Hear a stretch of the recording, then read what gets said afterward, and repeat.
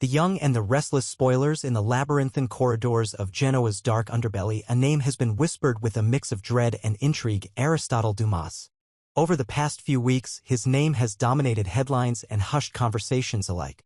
Fans and critics have been clamoring to see his true face, wondering whether he is nothing less than the mastermind behind some of the most audacious schemes in town. But who is Aristotle Dumas, and what is the true nature of his involvement in the unfolding drama? A mysterious figure in the underworld, Aristotle Dumas is shrouded in mystery. Rumors abound that he is responsible for the simultaneous kidnapping of Phyllis and Sharon, a move so bold and reckless that it has left even the most hardened insiders in Genoa questioning his audacity. How could one man be so brazen as to commit such an act? And yet, whispers suggest that Dumas operates not merely on impulse but as part of a larger, intricately woven plan. His connections run deep, entangling him with familiar names like Holden and Damien, figures who have long been associated with the cutthroat world of Los Angeles business and power. Victor, the formidable patriarch of the Newman dynasty, is one of the few who seems to have an intimate knowledge of Dumas's background. Why does Victor know so much about this enigmatic figure? The answer may lie in the delicate web of alliances and betrayals that span cities and industries. It appears that Aristotle Dumas is not an isolated criminal. Rather, he is linked to a network of powerful individuals whose influence stretches from LA to Genoa. Victor's interest in Dumas is not driven solely by personal vendetta but by a deeper understanding that the man could threaten the very foundations of the established order. The unraveling plot: Michael, a relentless investigator with a keen eye for detail, has taken it upon himself to locate Aristotle Dumas's current hideout. His search is not just a quest for justice. It is a race against time. Michael is determined to unearth every scrap of evidence that might reveal Dumas's next move. The stakes are high. If Dumas is allowed to roam free, his next act of defiance could send shockwaves through Genoa and beyond. The kidnapping of Phyllis and Sharon has only intensified the urgency of the situation. In a single, calculated move, Dumas managed to abduct both women at the same time, leaving the city reeling. Observers are stunned by his audacity. How could one man orchestrate such a perilous operation?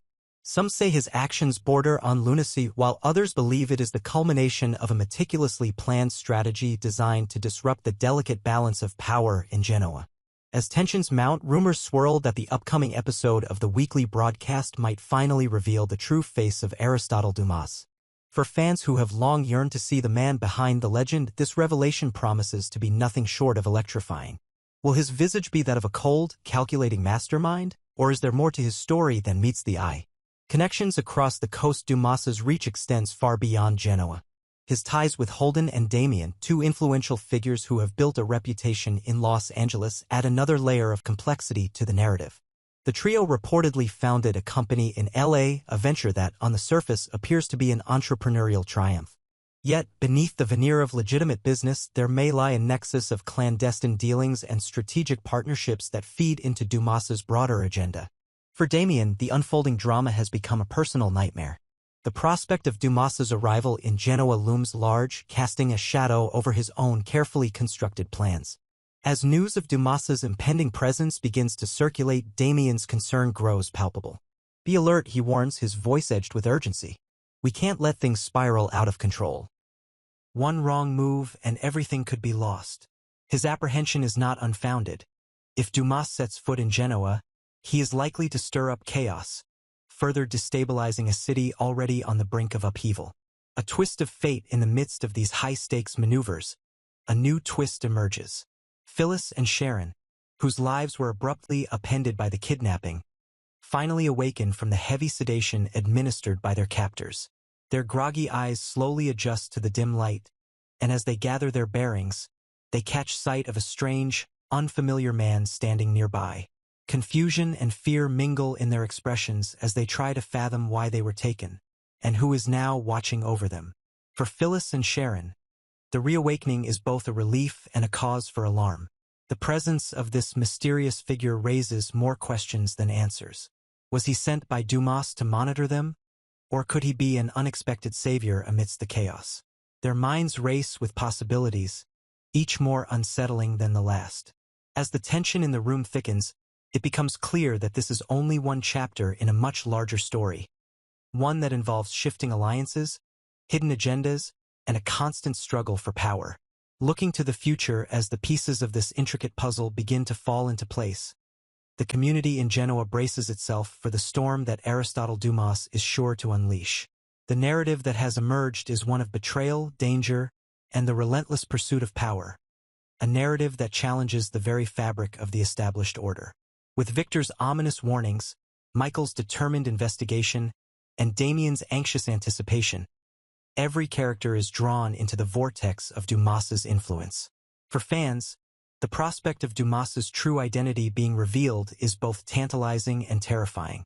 The revelation promises to answer long-standing questions. Who is Aristotle Dumas? Is he merely a common criminal, or is he part of a grander, more sinister design? And perhaps most importantly, what role will he play in the ongoing battle between those who seek to preserve the legacy of Genoa and those who wish to see it fall into chaos? As the tension escalates and the stage is set for a dramatic confrontation, one thing is certain: Genoa is on the brink of a transformation that could redefine its future. Whether Dumas's machinations will succeed or be thwarted by the combined efforts of Victor, Michael, and the others remains to be seen. What is clear, however, is that the battle lines have been drawn. In a city where loyalty is fragile and power is hard-won, the arrival of Aristotle Dumas might very well mark the beginning of a new, turbulent era. For now, the eyes of the world remain fixed on Genoa, waiting with bated breath for the next move in this high-stakes game. With every passing moment, the anticipation grows, as does the fear of what may come next. Will the enigmatic kidnapper step out of the shadows to reveal his true face, or will the mystery of Aristotle Dumas continue to deepen, ensnaring all those who dare to challenge the status quo? In this volatile mix of ambition, betrayal, and survival, one thing remains undeniable: the story of Aristotle Dumas is far from over.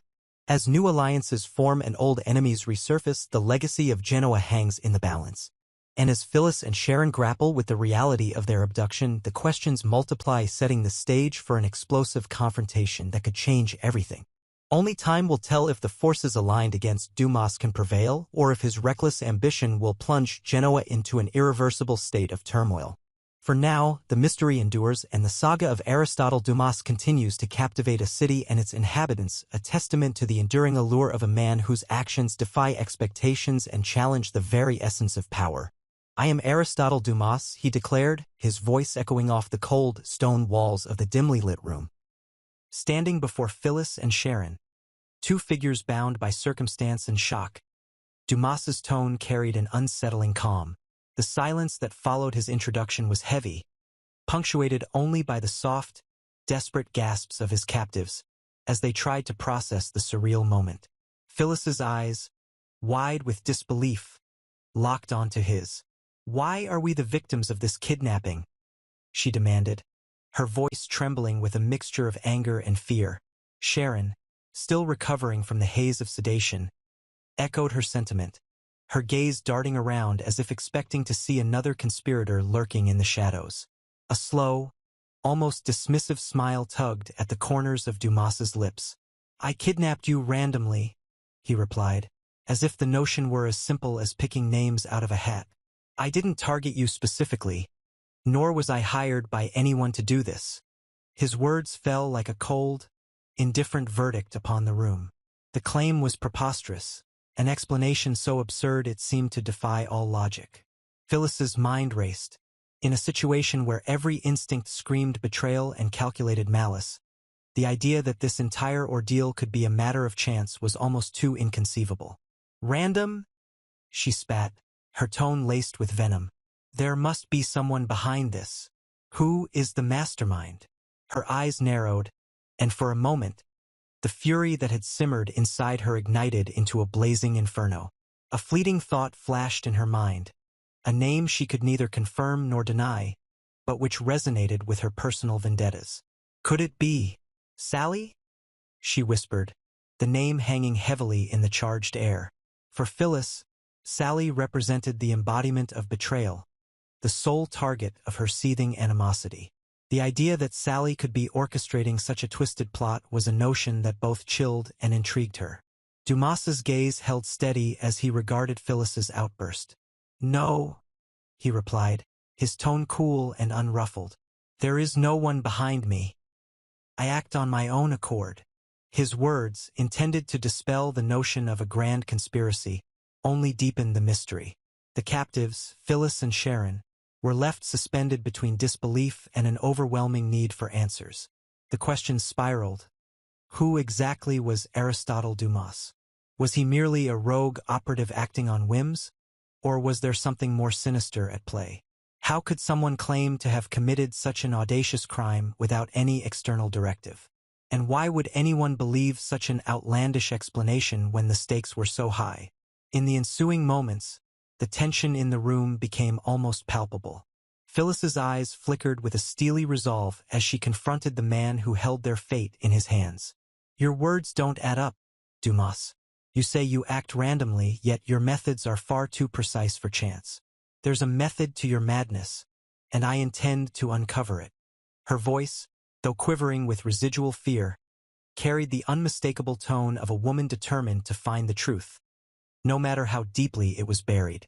Sharon, still reeling from the shock of waking up to an unanticipated horror, could only nod in silent agreement. Their shared terror was now interwoven with a burning curiosity about the unseen forces that might be orchestrating their plight. Who was behind this? What dark agenda had set these events in motion? And more importantly, why were they caught in the crossfire of someone else's long-held grudges? Outside the immediate circle of terror, far removed from the chaos of the kidnapping scene, two figures were already piecing together the puzzle. Victor and Michael, both seasoned veterans in the murky realm of power struggles and covert operations, had long suspected that there was more to Aristotle Dumas than met the eye. Their investigations had led them through labyrinthine networks of old rivalries, clandestine meetings, and whispered rumors, each clue pointing toward a man whose identity was as enigmatic as the crimes he now confessed. Victor's interest in Dumas was not merely academic. As the head of the Newman dynasty, he knew that any force capable of executing such a brazen act of abduction could potentially destabilize the delicate balance of power in Genoa. For Victor, Dumas represented a wild card, a disruptive element whose motivations might be personal or part of a larger, more dangerous game. Michael, with his unyielding commitment to uncovering the truth, had taken up the task of tracking Dumas's whereabouts, determined to unearth any evidence that could unravel the mystery behind the man's inexplicable actions. The revelations were set to rock the foundations of everything Phyllis and Sharon thought they knew about their own entanglements and the broader world of shifting allegiances. For Phyllis, whose simmering vendetta against Sally had long colored her perception of events, Dumas's claim of randomness was intolerable. It was as if the lines between personal hatred and the machinations of unseen puppet masters were beginning to blur. Sally must be involved, she insisted, her voice a mixture of defiance and desperation. Only she would dare to manipulate events so recklessly as to frame me, using this lunatic's handiwork as a smokescreen. Yet Dumas remained steadfast in his declaration, offering no further clarification. His cryptic explanation left more questions than answers, casting a long shadow over the room. The enigmatic nature of his confession was a cruel reminder that in the world they inhabited, truth was often stranger than fiction and more dangerous than any carefully plotted scheme. As the confrontation unfolded, the stage was being set for an inevitable reckoning. Victor and Michael, already deep in the throes of their investigation, were poised to step forward and shed light on the true identity and motivations of Aristotle Dumas. Their imminent revelation promised to expose the tangled web of alliances, betrayals, and hidden agendas that had brought them to this critical juncture. In the dark silence that followed Dumas's proclamation, Phyllis's mind raced with possibilities. Was Dumas merely a pawn in a larger game, or was he the architect of a chaos that had yet to fully reveal itself?